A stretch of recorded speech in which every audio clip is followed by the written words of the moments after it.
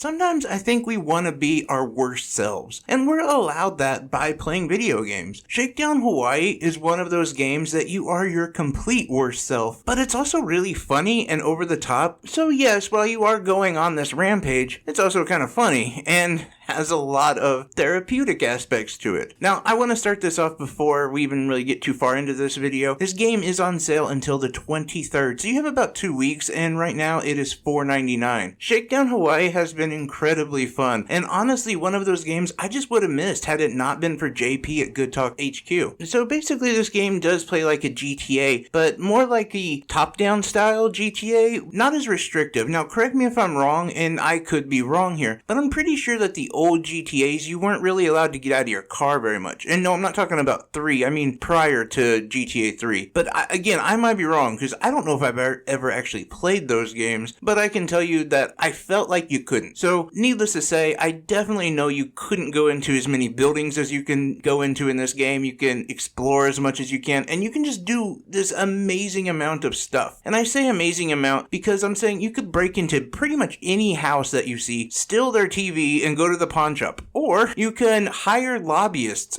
government lobbyists to represent your best interest, which is crazy, really? Or an MLM. You can buy a company and then install like a multi-level marketing system where you're getting your own customers to sell your stuff. You are dirty. You are like the worst part of society, but that's kind of why you want to play the game. If you're a goody two-shoes, well, it wouldn't really be that different. It wouldn't be that much of an escape. And here you are also the worst person I can think of. A true capitalist, but in the worst sense of it. You will do anything for the name of money and for your business and for growth, and I mean anything. You also have your son, who is a spoiled little brat. He's in his 30s, has never had a job, and still thinks that his DJ career is going to take off. But again, he's a really fun character to play as, just being this little twerp. Although honestly, I shouldn't mock a guy who's rocking a mohawk in his 30s because, well, glass houses and whatnot. But ultimately, my favorite character to play as is a guy named Al. He's from South America, and he does most of the dirty work. And this dude is a complete bamf. I mean, this dude is out there taking down entire cartels by himself. Not to mention the highest of corporate America and entire police forces, essentially, all by himself. Dude is awesome and always has his hand down his pants. So, he's a good quality person. Ultimately, though, I have to say that I heard that this game was only like 10 to 12 hours long, and I don't know where people came up with that, because I'm at like hour 20, and I still don't feel like I'm even close to beating it. There's just so many different side quests to do and properties to buy. Like, literally, you can buy every property that is on this island. You can buy every business that's on the island. And it's actually really interesting how this works out. So you can actually do what, like, a lot of hedge funds are doing now in America, where you can buy up all of the property and rent it back to the people at, like, triple the cost, which is incredibly dirty, but it's also really, I would have to say, really intuitive for an indie game to have that kind of system in there. Because, again, that's not a system that's even in, like, GTA. This is a really cool, in-depth, complex system if you want it to be, or it's just incredibly simple where you're just driving around in a car and, going on a rampage. And since I don't want to get YouTube to strike this video or whatever, I'm not going to say what I'm thinking, but you know what I'm saying. GTA style. You can just cause complete chaos in every way possible. But again, there's also a deeper part to this game, and I have to say the writing is fantastic. And it's not just because it's incredibly hilarious, but it's also the world building and the way that they really make these characters have depth to them. Yeah, it's a dark, dirty, danky depth, but it's depth. And that really has to take some perspective. And, you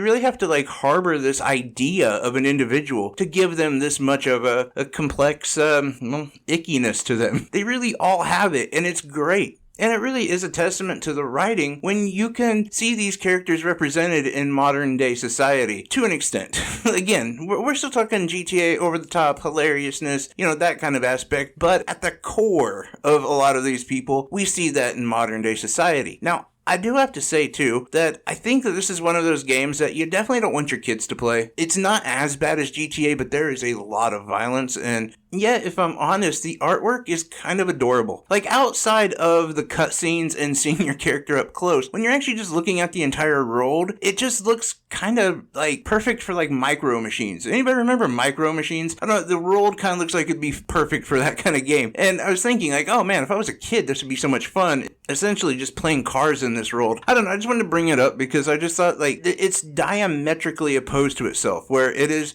pretty brutal and gory and violent, but at the same time it's kind of cute. And graphically speaking, I really was impressed by it. Yes, it's not going to wow you. It's not GTA 5, come on. It's a Switch. But it is done really well to the point that you're able to invest your interest in the game. Graphically speaking, sometimes it's important to be able to see characters and to be able to have that connection. And if you don't have that in certain games, it's kind of hard to really immerse yourself. But that's not the case with this game. It is pixel art, but it is really good. I shouldn't even say that because pixel art's cool. I dig pixel art, but I'm just saying that it's not a concern to have with this game. Now, ultimately, I believe you should pick it up. For $4.99, you're going to have a ton of fun with this game. I've found that it could go on for a long time if you want, or you can just do the main quest and end it pretty short, I guess. Again, they say 10 hours. I don't know if that's true, but you really do get a lot of bang for your buck with all the side quests and all the options of things to do, the way that you can just honestly focus on monopolization of this entire island. But yeah, if you couldn't tell, I really like the game, and I've thoroughly enjoyed my time with it. But we got a lot of other stuff to get to. The Nintendo eShop has some of the biggest sales I've ever seen, and so we got a lot of games to cover, to do a spotlight on. There's just so many of them that it's a little bit overwhelming if I'm being honest, but we're gonna get into games like Dark Souls, Dragon's Dogma, Dead Cells. There's a lot of games that are on sale right now that are just at an insane price, so I'm excited to talk about them, as well as a couple other games that I got codes for. One that is gigantic and it's just really huge for me to not only cover but to talk about, and I think a lot of people are going to be excited for it. But